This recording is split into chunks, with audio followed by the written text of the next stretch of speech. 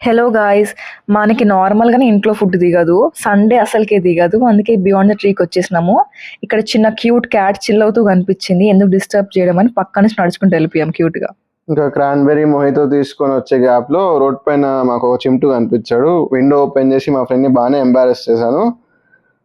మేము actually 2 starters తెచ్చుకున్నాము, కోడి చిప్స్ ఇంకా చిల్లీ చికెన్. చూడడానికి చాలా బాగున్నాయి.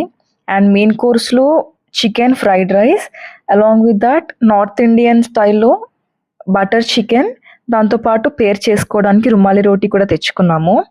అండ్ కమింగ్ టు స్టార్టర్స్, కోడి చిప్స్ చాలా బాగున్నాయి, క్రంచీ క్రంచీగా, డిఫరెంట్ టేస్ట్, చాలా బాగుంది.